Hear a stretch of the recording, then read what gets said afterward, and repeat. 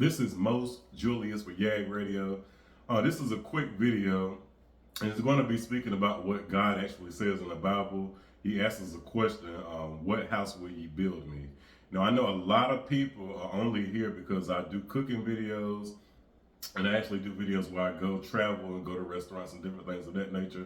So if this bothers you, you can definitely skip this video. If you are interested in hearing a different view of the Bible, I don't follow the Christian rules. I don't read the Bible literally.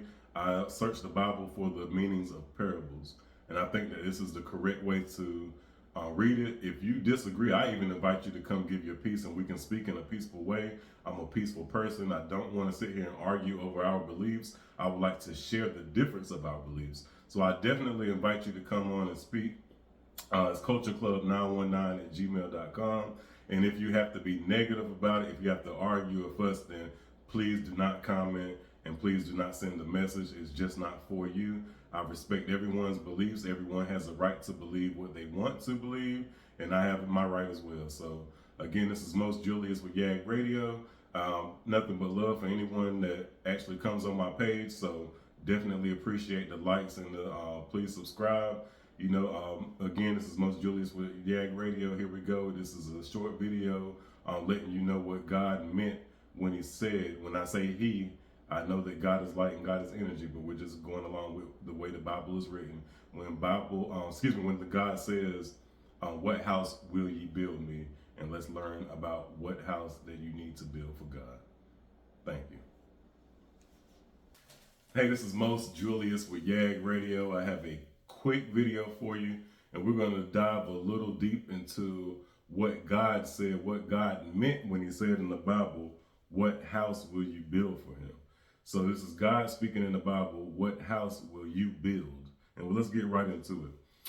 Acts 7:49, it says, heaven is my throne and earth is my footstool. What house will you build me? So this is God speaking to you, asking what house will you build for him? So, and I'm saying him is in reference to the parables because I don't believe that God is a man. God is not a man. God is light. God is an energy. God is a source. So when I say him, I don't look at God as a man in the sky sitting and making judgment over the actions that you make. That's not what it is. All right, so Acts 7:49, heaven is my throne and earth is my footstool. What house will you build me? And let's get right into it. So many people refer to church as the house of God, but in the verse right before this one, Acts 7:48, it says, howbeit the Most High dwelleth not in temples made with hands. So God does not dwell in temples made with hands. So there's not a physical building that you can build and say, this is the house of God. So this tells you, this shows you rather, that not picking on anyone, but religion paints the church as the house of God when you are the actual church for God. You are the temple for God.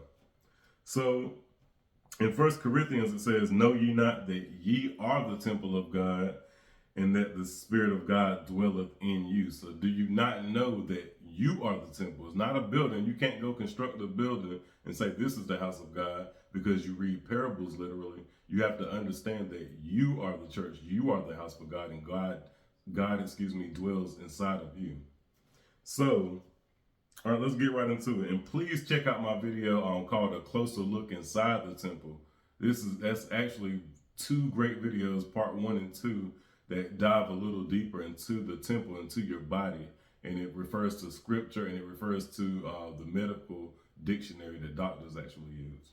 So let's get right into 1 Kings 6 and 7. And I'm not even going to read the whole verse, but it says at the end, the house for God was built in silence, and there was not any tools used, no tools of iron. And we'll dig a little deeper in that. Actually, chariots of iron will tell you what iron means, and tools of iron means the same thing. But it's you bringing your mental power into what's going on, your carnal mind. So in Habakkuk 2:20, but the Lord is in his holy temple. Let all the earth keep silence before him. So God dwells in you. So you should keep that silence. That silence is meditation. When you meditate and you keep that silence, God dwells in you. So we'll dig a little deeper into that too. And I have more videos going way deeper into that. God's Secret Place. Please check out that video, God's Secret Place. It's a very great video, and they're all short. Isaiah, 62:6, it says, I have set watchmen upon the walls, O Jerusalem, which shall never hold their peace, day nor night, ye that make mention of the Lord and keep not silence.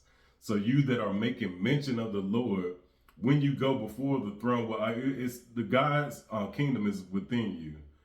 God dwells within you. So when you go before God, when you go within, you're meditating. Before, when you're going outside of yourself, looking for a God outside of yourself, you're praying to the sky.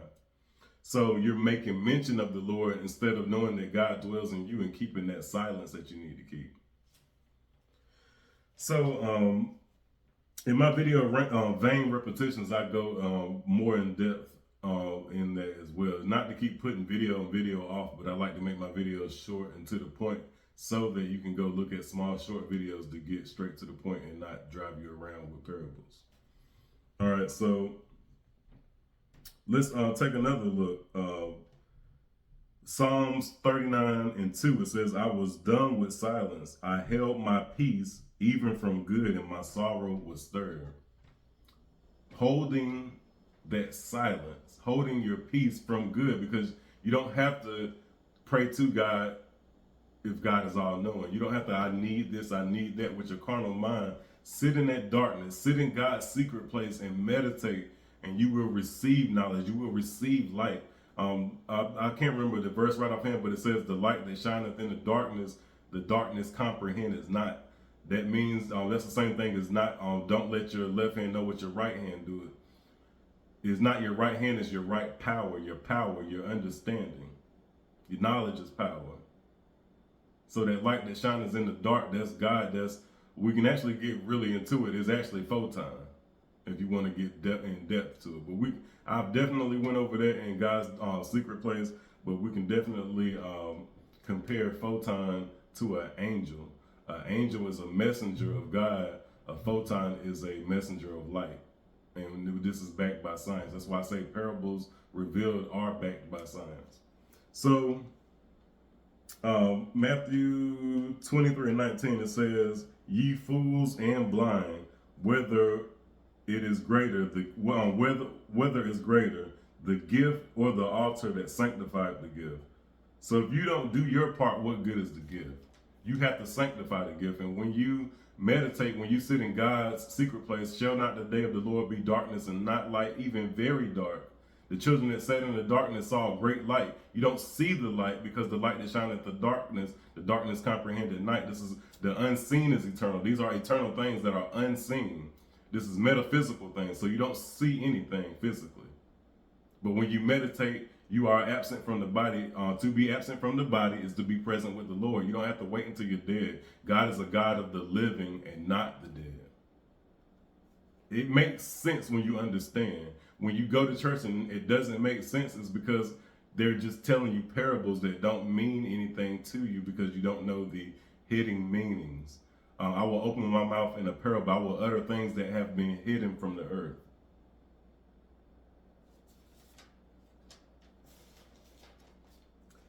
So we can close this video out. John 14:23-24, Jesus answered and said unto him, if any man love me, he will keep my words, and my Father will love him, and we will come unto him and make our abode. Did you hear the video? Charleston White was speaking to Cam Newton and said that Christians got the book, but they don't have the spirit because they don't understand the parables. They don't know to be absent from the body is to be present with the Lord. You meditate to get understanding. You don't just talk to the sky. 2 Corinthians 3:6, who also have made us able ministers of the New Testament, not of the letter, because the letter kills, but of the Spirit, because the Spirit gives life. The spiritual meanings. The letter kills because the letter, even in the Bible, it tells you to kill young boys and keep little girls for yourself. But I have a video that explains that, Allegory and Parables, part 1 and 2. This is Mose Julius with YAG Radio. Like and subscribe for more.